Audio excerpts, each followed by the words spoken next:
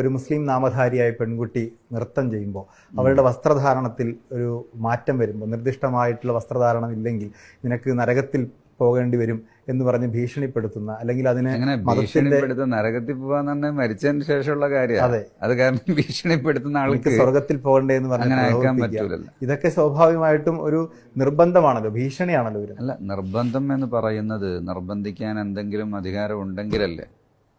വേറൊരാളിപ്പോൾ തുണി ഉടുക്കാതെ നടക്കുന്ന ജൈനമതക്കാർ നമ്മുടെ നാട്ടിലുണ്ട്. തുണി ഉടുക്കണം എന്നുള്ളതാണ് മറ്റുള്ളവരുടെ നിർബന്ധം എന്ന് വെച്ചിട്ട് ആരെങ്കിലും അവരെ കൊണ്ടുപോയി തുണി ഉടുപ്പിക്കുമോ? ജൈനമതത്തിന്റെ കാര്യത്തിൽ സ്വാഭാവികമായിട്ടും ഇസ്ലാമിക പണ്ഡിതന്മാർ ഇടപെടില്ല. മുസ്ലിം ജൈനമതത്തിന്റെ കാര്യത്തിൽ മനുഷ്യരിടപെടും, അല്ലാതെ മുസ്ലിങ്ങൾ ഇടപെടുക എന്നുള്ളതല്ല പറയുന്നത്. ഞാൻ പറയുന്നത് ഇസ്ലാമിക പണ്ഡിതന്മാർ ചെയ്യുന്നത് ഒരു മതത്തിനകത്തല്ല.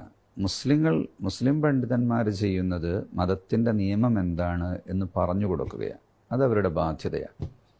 ക്രിസ്തീയ മതത്തിന്റെ നിയമം എന്താണെന്ന് ക്രിസ്തീയ പണ്ഡിതന്മാർ പറഞ്ഞു കൊടുക്കണം.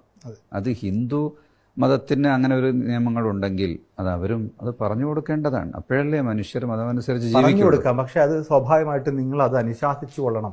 അല്ലെങ്കിൽ എന്ത് ചെയ്യും? ഭീഷണിപ്പെടുത്തുന്ന അല്ലെങ്കിൽ എന്ത് ചെയ്യുന്ന സമൂഹ മാധ്യമങ്ങളിലൊക്കെ ഇപ്പോൾ പലതരത്തിലുള്ള പ്രചാരണങ്ങൾ ഉണ്ടാവാറുണ്ടല്ലോ. നിങ്ങൾ ഇങ്ങനെ വസ്ത്രം ധരിച്ചില്ലെങ്കിൽ ഞാൻ തന്നെ ശരിയാക്കി കളയുന്നു. അതെ, അങ്ങനെ അവർ പറഞ്ഞിട്ടുണ്ട്. അല്ല, അങ്ങനെ പറയുന്നവരോടുള്ള ഇല്ല, ഭീഷണി ഉണ്ടെന്നത് ഉണ്ടാക്കുകയാണ്.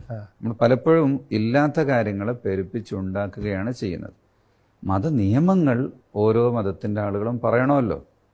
രാഷ്ട്രത്തിന്റെ നിയമങ്ങൾ രാഷ്ട്രം പറയുന്നു. അതിന്റെ കാവലാളായിട്ടാണ് ഇവിടെ കോടതിയും വക്കീലന്മാരും ഒക്കെ ഉള്ളത്. അതുപോലെ തന്നെ അത് അനുസരിക്കാനും അനുസരിക്കാതിരിക്കാനുമുള്ള ഒരു സ്വാതന്ത്ര്യത്തെയാണ് ജനാധിപത്യം ഉദ്ദേശിച്ചത്. മതത്തിനുള്ളിൽ ജനാധിപത്യം എന്നല്ല, മതത്തിലൊരു നിയമം. ഒരാൾക്ക് പന്നിമാംസം കഴിക്കാൻ പറ്റുമോ ഇല്ലേ? ക്രിസ്തു മതത്തിൽ പറ്റും, ഇസ്ലാം മതത്തിൽ പറ്റൂല. അപ്പോൾ ആ ഒരു ഇസ്ലാം മതത്തിൽ വന്നു കഴിക്കാൻ പറ്റൂല എന്ന് പറയുമ്പോൾ അതൊരു സ്വാതന്ത്ര്യത്തിനെതിരല്ല. അയാൾക്ക് കഴിക്കാം, അയാൾ ഇസ്ലാം ആകുന്നില്ല എന്ന് മാത്രമേ ഉള്ളൂ. ഇസ്ലാമിക ചിട്ടയിൽ ജീവിതമാകുന്നില്ല എന്ന് മാത്രമേ ഉള്ളൂ. കഴിക്കുന്നതോടുകൂടി അയാൾ ഇസ്ലാം അല്ലാതാവുന്നു. ഇസ്ലാം അല്ലാതാകുന്നില്ല. ഇസ്ലാമില് മതത്തിൽ നിന്നൊരാൾ തെറ്റ് ചെയ്തത് കൊണ്ട് പുറത്തു പോകില്ല. വിശ്വാസം തെറ്റിയാൽ മാത്രമേ മതത്തിൽ നിന്ന് പുറത്തു പോവുകയുള്ളൂ. തെറ്റ് ചെയ്യുന്ന ആളുകൾക്ക് പശ്ചാത്താപം ചെയ്യാനുള്ള അവസരമുണ്ട്. പടച്ചവൻ വിചാരിച്ചാൽ അവർക്ക് പുറത്തു കൊടുക്കാനുമുണ്ട്. തെറ്റ് ചെയ്യാതെ മനുഷ്യനെ ജീവിപ്പിക്കുക എന്നുള്ളത് അവൻ്റെ സമൂഹത്തിൻ്റെ ബാധ്യതയാണ്. അപ്പോൾ അത് മുതിർന്നവർ ചെറിയവരോട് പറഞ്ഞു കൊടുക്കണം, അറിവുള്ളവർ അറിവില്ലാത്തവരോട് പറഞ്ഞു കൊടുക്കണം, പണ്ഡിതന്മാർ സമൂഹത്തോട് പറഞ്ഞു കൊടുക്കണം. അതാണ് ഈ എക്സ് മുസ്ലിം എന്ന് പറയുന്നൊരു വിഭാഗം സോഷ്യൽ മീഡിയയിലൊക്കെ വളരെ സജീവമാണ്. മുസ്ലിം നാമധാരികളാണ്, പക്ഷെ അവർ സ്വയം വിശേഷിപ്പിക്കുന്നത് എക്സ് മുസ്ലിം എന്നുള്ളതാണ്. അങ്ങനെ ഒരു വിഭാഗം അവർ മുസ്ലിം ആയിരുന്നു എന്നവർ പറയുന്നുണ്ടെങ്കിൽ എന്നാണ് മുസ്ലിം ആയിരുന്നത്? മുസ്ലിം ആയിരുന്നപ്പോൾ അവരെന്തായിരുന്നു ചെയ്തത്? ഏത് ഡേറ്റ് മുതലാണ് അവർ എക്സ് ആയത് എന്നൊന്ന് ചോദിച്ചു നോക്കാം. അവർ പക്ഷേ അവരുടെ പ്രധാനപ്പെട്ട ജോലി എന്ന് പറയുന്നത് ഇസ്ലാം മതത്തെയും അതിന്റെ ആചാരങ്ങളെയും ഒക്കെ വിമർശിക്കുക എന്നുള്ളതാണ്. അത് സ്വാഭാവികമായിട്ടും മതത്തിനകത്തൊരു കൺഫ്യൂഷൻ ഉണ്ടാക്കുക. അത് ഏറ്റവും കൂടുതൽ സ്വീകാര്യത ലഭിക്കുന്ന ഒരു മതം ഇസ്ലാം ആയതുകൊണ്ട് അതിനെതിരെ ശത്രുക്കൾ കൂടുതലാണ്. അപ്പോ അത് പുറമേ നിന്ന് ഇസ്ലാമിനെ എതിർക്കുന്ന ആളുകൾ വരാതിരിക്കുമ്പോൾ പിന്നെ 1400 വർഷമായിട്ടും ഇതുവരെയും മേൽപോട്ട് മാത്രം പോയിക്കൊണ്ടിരിക്കുന്നൊരു മതം. ഏത് തരത്തിലുള്ള ഭൗതികമായ ആക്രമണങ്ങളോ ആത്മീയമായ ആക്രമണങ്ങളോ ചിന്താപരമായ ആക്രമണങ്ങളോ എന്ത് തന്നെ ഉണ്ടായിട്ടും ഇസ്ലാം റെലവൻ്റായിട്ട് അതേ ആശയത്തിൽ തന്നെ നിന്നുകൊണ്ട് ആരാധനയ്ക്കും മറ്റ് ആചാരങ്ങൾ ജീവിതത്തിൽ പകർത്താനും ആളുകൾ വർദ്ധിച്ചുകൊണ്ടിരിക്കുക. അപ്പോൾ പിന്നെ ഞങ്ങളൊക്കെ ഇതിൻ്റെ ഉള്ളിലായിരുന്നു എന്ന് പുറമേ നിന്ന് പറയുന്നതല്ലാതെ ഇവർ എപ്പോഴാണ് എക്സ് ആയത് എന്നവർ വ്യക്തമാക്കണം. അതിനു മുമ്പ് അവരെങ്ങനെയായിരുന്നു ജീവിച്ചത് എന്നും പറയാം. വിമർശനങ്ങളെ എങ്ങനെയാണ് കാണുന്നത്?